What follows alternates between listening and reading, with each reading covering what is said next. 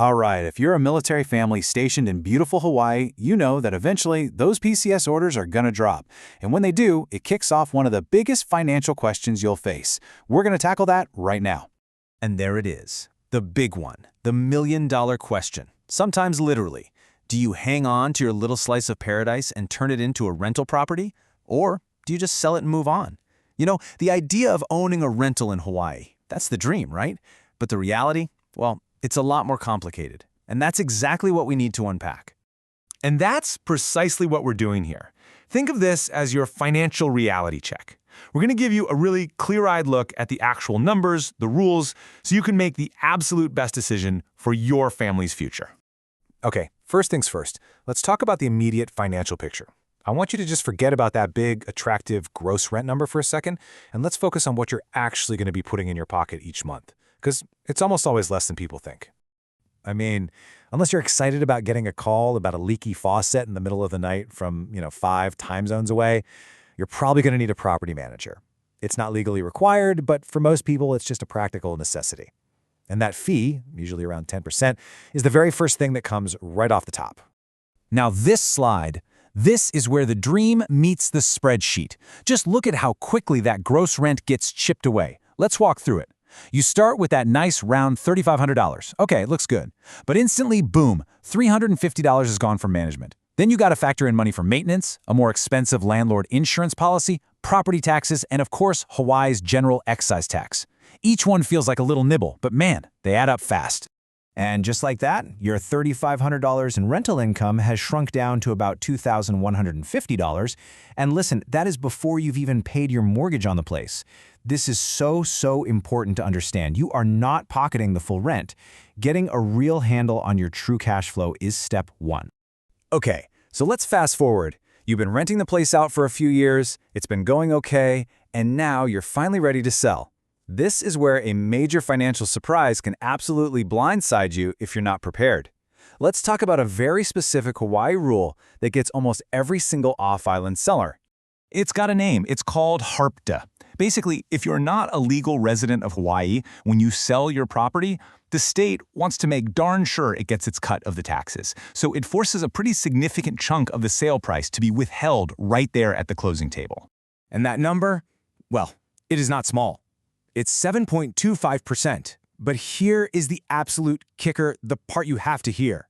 That's 7.25% of the total sale price, not your profit, not your gain, the entire sale price. This is a huge deal, and it massively impacts the cash you actually walk away with. Let's make that real for a second. Let's say you sell your home for $750,000. That's over $54,000 that gets withheld at closing. That is a massive cash flow problem. Money you were probably counting on for a down payment on your next house is now just locked up by the state. Now, to be perfectly clear, this isn't necessarily what you'll owe in taxes. It's more like a prepayment, a withholding. You might get most of it back after you file your Hawaii tax return. But that process can take months, sometimes longer, and in the meantime, your cash is tied up. But now for some really good news.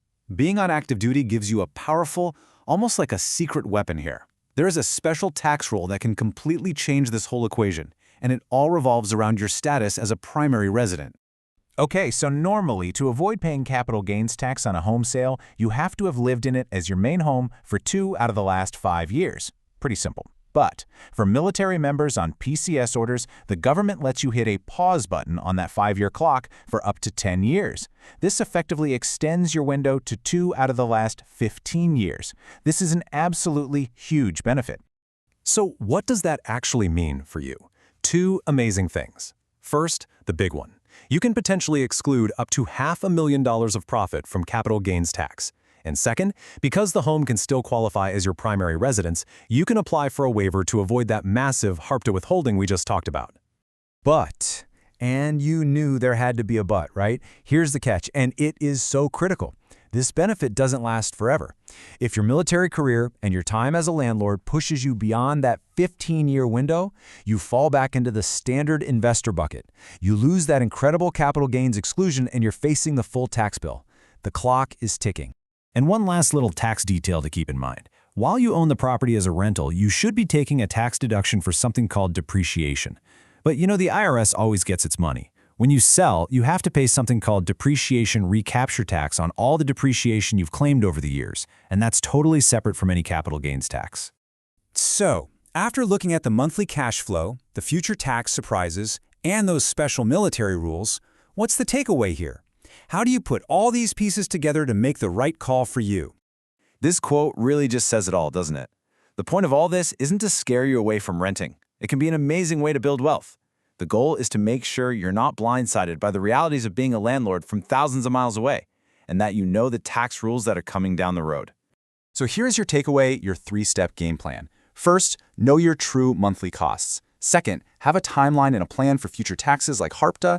And third, and this one is non-negotiable, talk to a CPA or a tax pro who actually understands these unique military rules. Seriously, don't try to figure this all out on your own. And that really brings us to the final thought. This whole rent or sell decision, it really just boils down to your timeline. Are you looking to hold this property for, say, 5 years to take advantage of that amazing military tax exclusion? Or are you planning to be a landlord for the next 20 years? Your answer to that question is the key to your entire strategy. It changes everything.